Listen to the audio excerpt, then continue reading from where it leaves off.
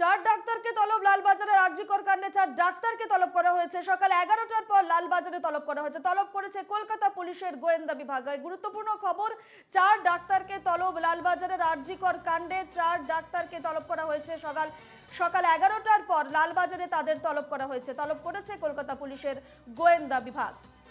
কলকাতা পুলিশের গোয়েন্দা বিভাগ চার ডাক্তারকে তলব করেছে লালবাজারে আরজিকর কাণ্ডে। চার ডাক্তারকে সকাল 11টার পর লালবাজারে তলব করেছে কলকাতা পুলিশের গোয়েন্দা বিভাগ। এই নিয়ে আমরা বিস্তারিত কথা বলবো। সরাসরি রয়েছেন আমাদের প্রতিনিধি সুস্মিত মজুমদার। সুস্মিত, কলকাতা পুলিশের গোয়েন্দা বিভাগ চার ডাক্তারকে আরজিকর কাণ্ডে চার ডাক্তারকে তলব করেছে আজ লালবাজারে, কি আপডেট রয়েছে?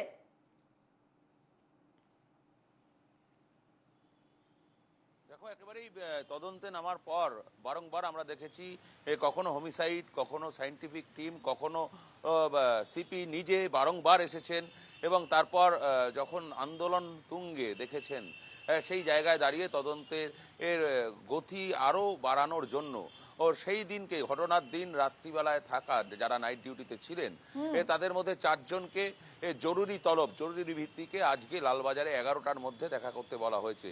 তার মধ্যে একজন ইন্টার্ন ডাক্তার, একজন হাউস স্টাফ এবং দুজন পোস্ট গ্রাজুয়েটেড ডাক্তার যারা রয়েছেন তারা প্রত্যেককেই কিন্তু জিজ্ঞাসাবাদ করবেন। তার কারণ পুলিশের স্ক্যানারের নিচে এরা চারজন রয়েছেন, অর্থাৎ এই চারজন কিন্তু সেই দিনকে ডিউটিতে তারা ছিলেন, নাইট ডিউটিতে। এবং নাইট ডিউটিতে কি কি হয়েছিল, কি ঘটনা ঘটেছিল, এই সঞ্জয় কিভাবে সেখানে এসে পৌঁছালো ও সঞ্জয়কে জিজ্ঞাসাবাদ করে তারা কিছু তথ্য পেয়েছে। সঞ্জয়ের থেকে জিজ্ঞাসা করে যেটা পেয়েছে এবং মৃতার বাড়িতেও joint CP crime Muralidhar Sharma তিনি নিজে গেছিলেন, নিজে গিয়ে তথ্য তালাশ করেছেন, সেখান থেকেও তারা কিছু পেয়েছেন। এবং তারপর থেকে মনে হয়েছে পুলিশ মনে করছেন যে এদেরকে জিজ্ঞাসাবাদ করে আরো কিছু তথ্য পাওয়া যাবে এবং মূল ওর পর্বে পৌঁছানো যাবে, অর্থাৎ এই মৃত্যুর পেছনে মূল কারণটা কি, কে বা কারা এর সঙ্গে জড়িত রয়েছে। তার কারণ আমরা জানি যে কমিউনিটি হল যেখানে দুর্ঘটনাটি ঘটেছিল ও সেখানে কোনো রকম সিসিটিভির ফুটেজ পাওয়া যায়নি, অর্থাৎ সিসিটিভির ফুটেজ যেখানে পাওয়া গিয়েছিল ও তার কিছুটা আগে।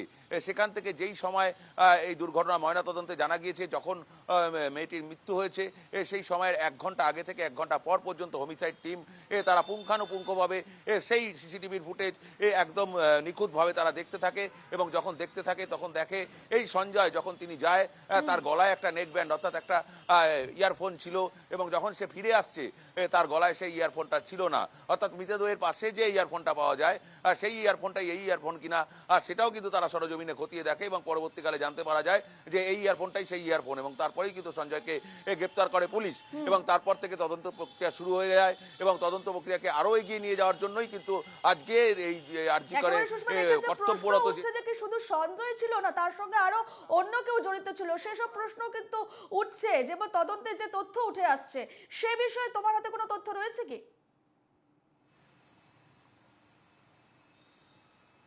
দেখো, এখনো পর্যন্ত কিন্তু পুলিশ তদন্ত শুরু করেছে এবং তদন্ত প্রক্রিয়াকে যাতে দ্রুত এগিয়ে নিয়ে যাওয়া যায়, যেমনটা তোমাকে আমি আগেও বললাম যে শুধুমাত্র সিপি তিনি নন, জয়েন্ট সিপি ক্রাইম তিনি বারবার আসছেন, ডিজি পদমর্যাদা সম্পূর্ণ যারা পুলিশ কর্তা রয়েছেন তারা সবসময়ের জন্য হাসপাতালে মোতায়েন রয়েছেন, সায়েন্টিফিক টিম তারা আসছেন, একাধিকবার হোমিসাইড টিম আসছেন, বারবার আমরা দেখেছি সেই জায়গায় পরিদর্শন করার জন্য।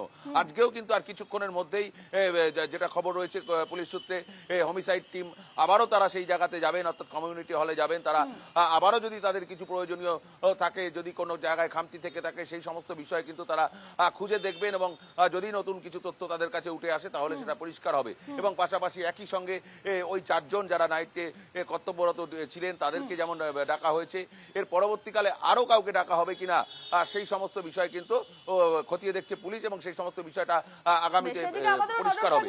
এবং তোমাকে ধন্যবাদ জানাচ্ছি।